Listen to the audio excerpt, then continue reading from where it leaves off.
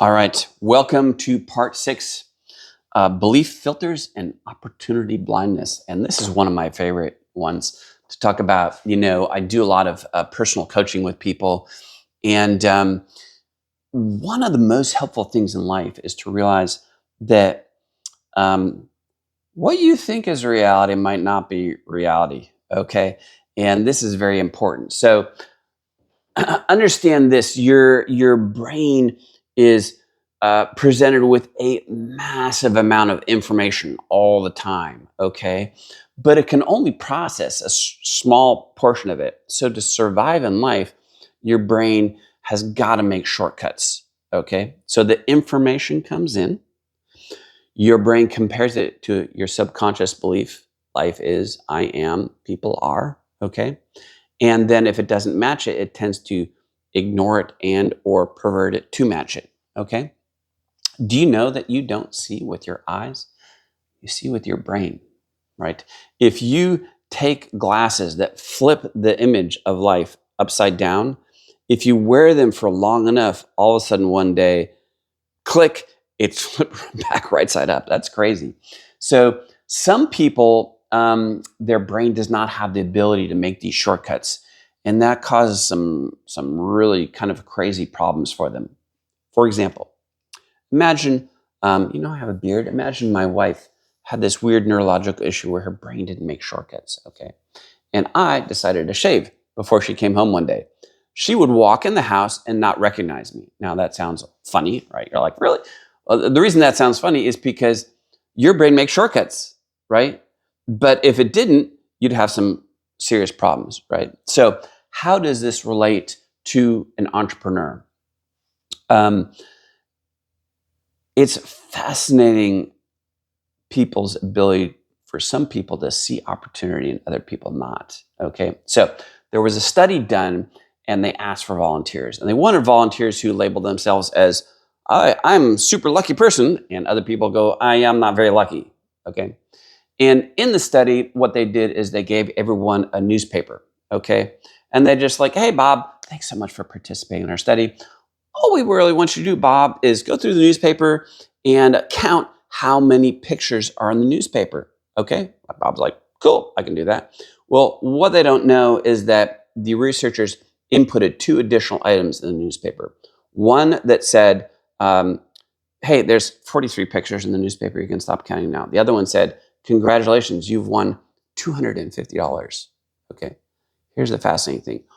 Only the people who thought they were lucky saw either one of those things, right? So understand this, that your brain filters out, if you're not careful, tremendous amount of opportunity, okay? So this is why you see some people succeed in the same environment with the same product where other people are failing miserably. Other people are like, no one's interested. Other people are like, everyone wants the product and the business, right? I'll give you a very interesting example. One of my clients, she had a very tough marriage with a lot of guilt and shame, and she got divorced and she moved to Hawaii. And she dealt with a lot of depression in Hawaii because one of her core central beliefs, life is, I am, people are, was that people don't think that I'm worth investing in for a relationship. Okay.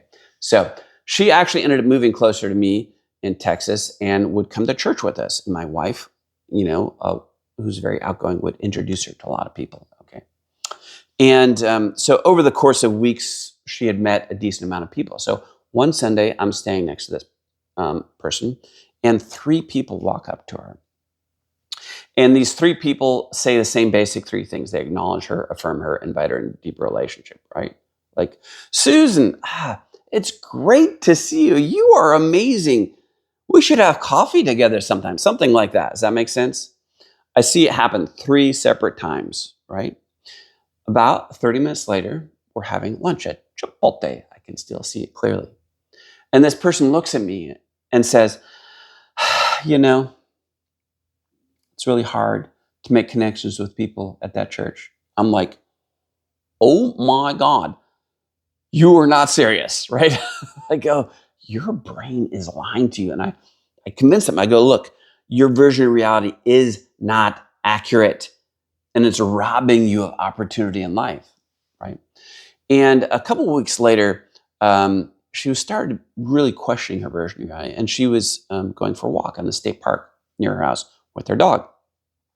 She meets some ladies who are also out walking their dogs on a Tuesday in the state park, right? And they invite her into a deeper relationship, and she sees it this time, right?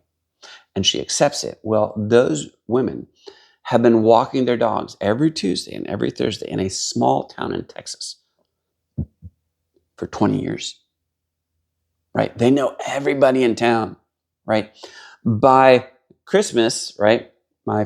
This friend of mine loves Hanukkah, and they had a Hanukkah party, and I attended their Hanukkah party, and their house full of people who love them, right? So what I want you to encourage and really question is like, look, is my brain lying to me? Right? Is there maybe more opportunity than I think? Am I maybe better at this?